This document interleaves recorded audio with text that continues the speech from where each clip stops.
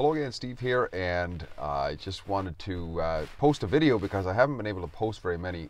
Where I'm living right now in this very remote area doing this contract, it is basically dark when I go to work and getting dark when I come off work. So it's hard to fit in the time to do these little videos, but I like to do them anyway. So anyways, today I wanted to talk a little bit about the rise of communism, or what appears to be the rise of communism, and what it is we can learn for ourselves about freedom, basically, and quality of life in a way. Because I think there's a lesson to be learned.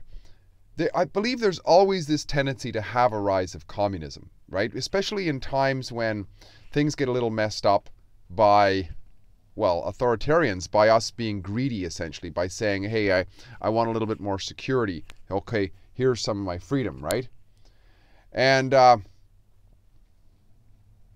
I think that there's sort of professional grifters throughout the world, and they show up in government all the time.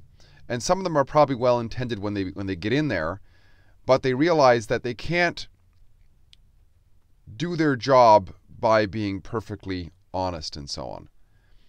And then they either become corrupted, they get out, or else they are corrupted in the beginning and they're just pretending to be, like, the Democrat Party or something. They're pretending to be virtuous, but they're rotten to the core, basically. Like, they're just basically lost souls in many ways.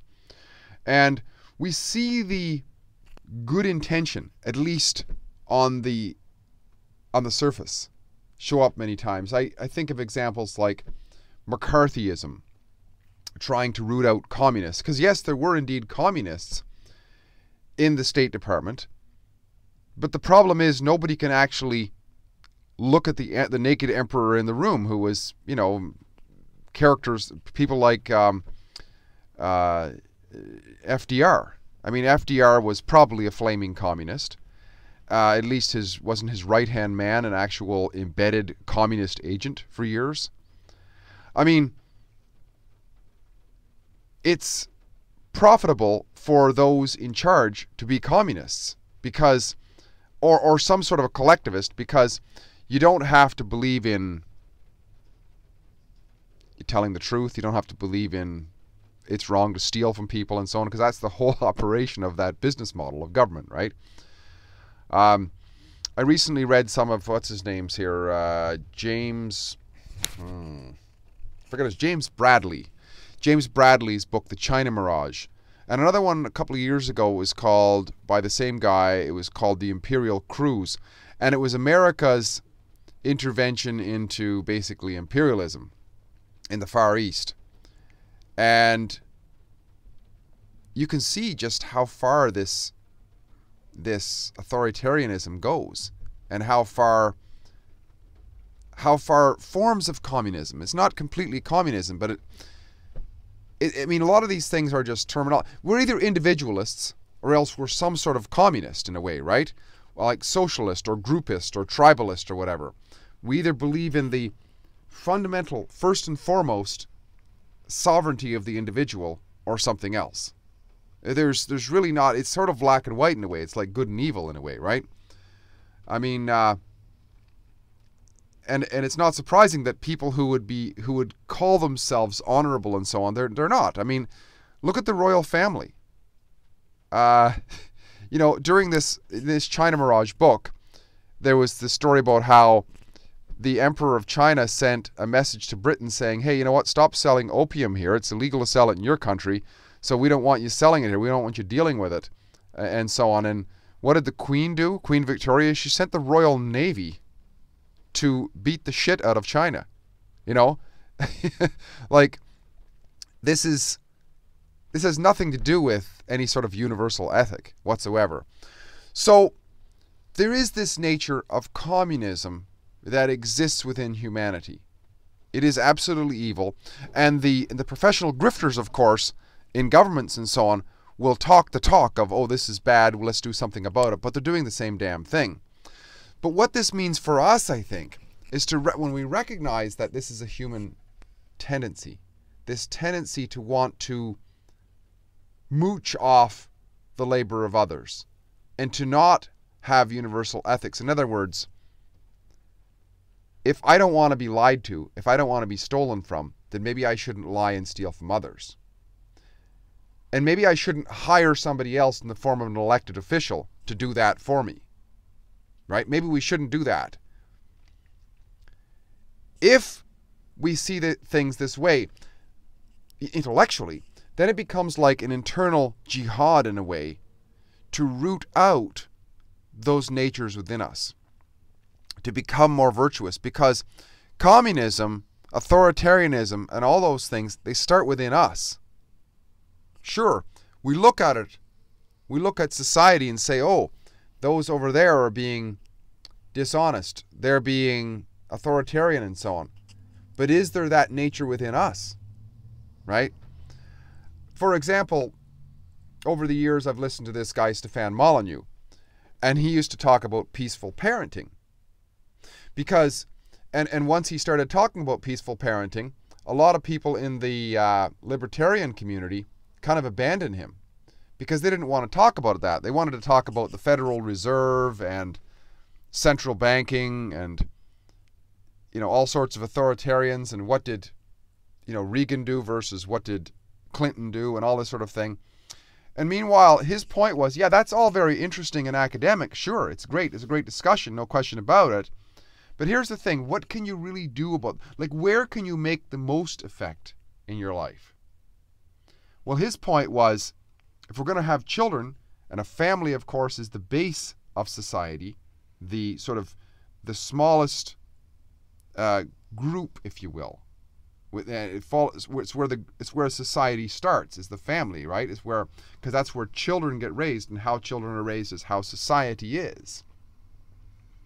Well, if we don't want violence in society, which is what, in a way, if you think about it, that's what lying is, that's what cheating is, that's what stealing is, that's what beating people up. It's all forms of violation of the other person's wishes, right? Because nobody wants to be lied to, nobody wants to be stolen from, nobody wants to be raped and hurt and so on. So, but why do we do that to children? Like, why would we harm children? Why would we lie to children and tell them about Santa Claus? Why would we lie to children and tell them about the Easter Bunny? Why would we hit children as a way of disciplining them when that's just teaching them that might is right in a way? As once he started talking about this, people ran away from him, right? Because they wanted to talk about stuff over there rather than what's going on here. And I think we can bring that approach to the rise of communism. We see this, we see these like batshit crazy people out there in the, you know, Democrat conventions and so on happening in the States right now, in the Canadian election and the suppression. And I mean, what was it? Just the antics that these people get up to is just off the wall. I mean, because once there's a loss of ethics, anything goes. If you can get away with it, just will to power, basically, right? I mean, I don't know if it's true or not, but what was it Trudeau was up to recently? He hired a bunch of whoever with backpacks to look like security officers and put a flak jacket on and pretended that he was a threat because of white supremacists or something. And it was probably a big hoax. I've heard it's a hoax. I'm sure it's a hoax. I mean, Justin Trudeau did it after all. And, you know, he had a big shit-eating grin on his face, apparently, when he was, you know, parading around in the backstages getting ready for this convention with these guys. He didn't seem to be too afraid. These are the things that go on. But that's over there, right? That's all those people doing stuff, which is all important and academic in terms of us, what we can learn. But until we learn it inside, until we learn that lying to people, even subtly. Oh, you know, I get people all the time, they're telling me, oh, you have to hit children. Actually, a family member telling me not long ago, oh, you don't understand. You see, children learn differently. So that's why we can hit them, but we can't hit anybody else. You know, it's okay to tell them a lie that Santa Claus exists because they don't really understand truth from, well, you know what? I've had a couple of kids, and I can tell you, at a very, very young age, they are incredibly reasonable. In fact, reasonable. They are empiricists to the core. I mean, that's why kids are so damn honest. That's why it takes the kid to say the emperor has got no clothes. Because all the other adults, they're willing to lie. Because they've gotten used to that. That's the system. That's the way they operate, is through lying. And this is the jihad that we have to fight within, is to overcome those things. And that reflects in our quality of life as well, I think, is when we can have a comfort, when we can have a conscience that's at peace. We have genuine happiness. It's not like titillation happiness. It's a genuine contentment. And it doesn't matter then that the so-called world is falling down around us. We're building strength in our core. And that's what's really important, I think, here.